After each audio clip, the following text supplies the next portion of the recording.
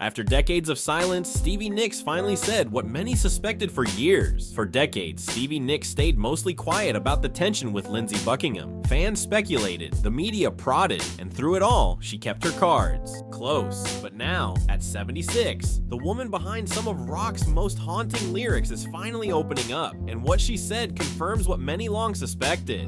"I couldn't stand it anymore," she revealed in a rare, emotionally charged moment. It wasn't just about music, it wasn't even just about heartbreak. What Stevie endured behind the spotlight was something much deeper, a quiet unraveling, masked by fame, applause, and the constant expectation to carry on. This is the story of a relationship that shaped an era and nearly broke the woman at its center. Long before they became icons, Stevie Nicks and Lindsey Buckingham were just two ambitious kids from California chasing a dream. They met in high school and reconnected years later to form a musical duo. Their chemistry, both musical and romantic, was undeniable. They scraped by for years, recording demos and sleeping on friends' couches until a chance encounter changed everything. In 1975, Fleetwood Mac needed a new guitarist. Lindsey insisted Stevie come with him, and the band agreed. Overnight, everything changed. The band soared, and so did Stevie and Lindsey. But while their rise seemed magical behind the scenes, the cracks were already forming. Their love was intense, but so were the egos, the ambition, and the jealousy. What looked like a golden couple on stage was slowly collapsing off it. By the time Fleetwood Mac began recording Rumors, Stevie and Lindsey's romance had already fallen apart. But they didn't separate, not professionally at least. Instead, they channeled their emotions into the music, resulting in one of the most brutally honest breakup albums ever made. Go Your Own Way, written by Lindsey, was a direct jab at Stevie. Her response? Dreams, a haunting melody wrapped in quiet defiance. The songs were hits, but the emotional toll was devastating. They had to see each other every day, perform together, smile for cameras, all while bleeding on vinyl. It was raw, toxic, and addictive. The world loved the drama, but Stevie? She was already starting to feel the cost of being tethered to someone she no longer trusted. For years, Fleetwood Mac kept going, touring, reuniting, breaking up again. And through it all, Stevie and Lindsey kept the fragile truce alive. But it wouldn't last. In 2018, something snapped. Just days after a major performance, it was announced that Lindsey Buckingham had been fired from the band. No one gave details. Whispers of a power struggle spread like wildfire. Had Stevie given the band an ultimatum? Had Lindsey pushed too far? Neither of them spoke much, at least not at first, but insiders said it had been brewing for years. The tension, the fights, the passive-aggressive digs, they finally boiled over. And this time, it wasn't going to be patched up by another tour or a nostalgic reunion. Not long after his firing, Lindsey finally opened up, and he didn't hold back. In interviews, he claimed that Stevie was behind it all, that she gave the band a choice, him or her, and they chose her. "I was blindsided," he said. He talked about the performance that allegedly triggered it, how Stevie didn't like his body language or the way he reacted during her speech. It all sounded petty on the surface, but for Lindsey, it felt like betrayal.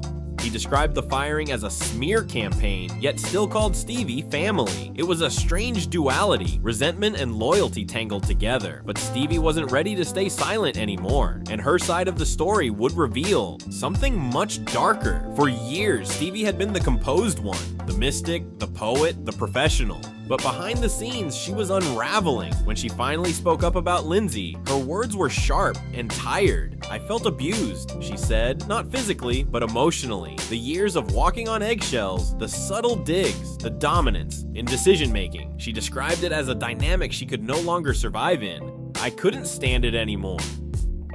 Moment. It was a lifetime of tension. For Stevie, continuing to work with Lindsey felt like self-betrayal. The cost wasn't just creative, it was personal. And after decades of carrying that weight, she decided to let it go. Not with a scream, but with a quiet final no. There's a reason their story fascinates people, because it's not just about music, it's about what happens when two deeply connected people bring out both the best and the worst in each other. Stevie once said that every time they worked together, it reopened the same wounds.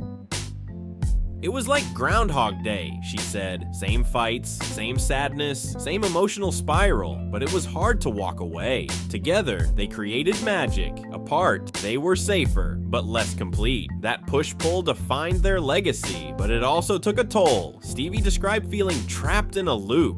one she couldn't break until she finally cut the cord. And even then, the echoes of that emotional cost still lingered. Now in her 70s, Stevie Nicks is still touring, still writing, still enchanting crowds with her voice and mystique. But something has changed. She's no longer apologizing, no longer bending. She talks more about boundaries, about emotional survival, about honoring herself. Her decision to speak out against Lindsey wasn't petty, it was protective. It was a woman reclaiming her story after decades of letting others shape the narrative. What most people don't realize is how much pressure Stevie faced to maintain the image of unity for the sake of the band, the fans, and the legacy.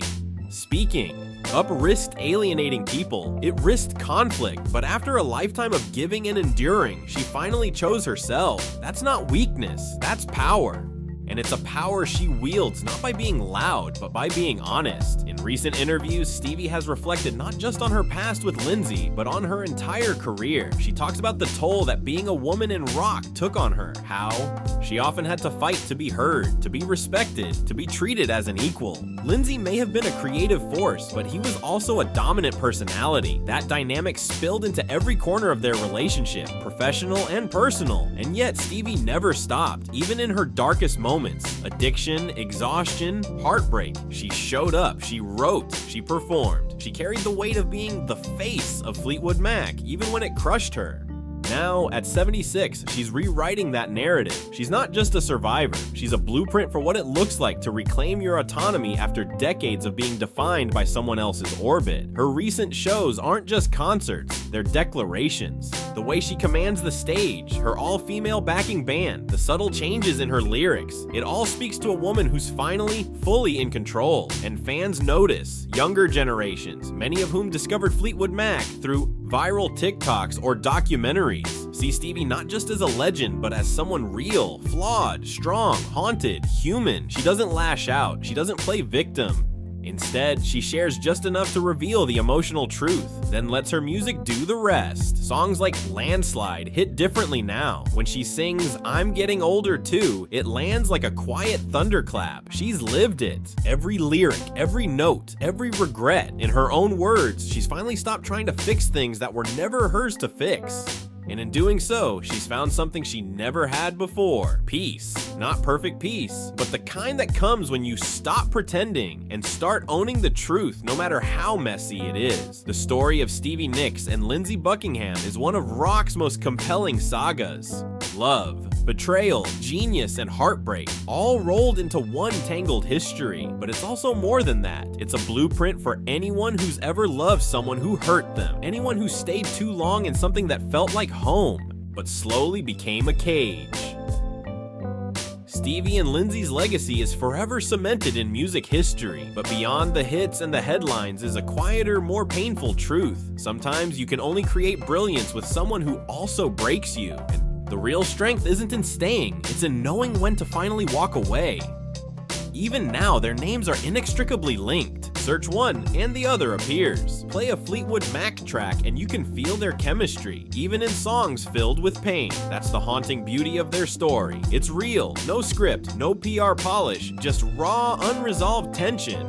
That shaped a generation of music, but Stevie's final act, choosing to speak out, choosing peace, adds a powerful epilogue. It's not about revenge, it's about release. Letting go of the need to explain, to defend, to be understood. She's not trying to win an argument, she's simply telling the truth of her experience. And that truth, after decades of silence, carries more weight than any platinum record. For years, Lindsey dominated the narrative. His interviews, his memoir, his insistence that Stevie was always the one pulling strings. But Stevie's approach is quieter and more enduring. When she finally shared her side, it didn't come with fireworks. It came with perspective.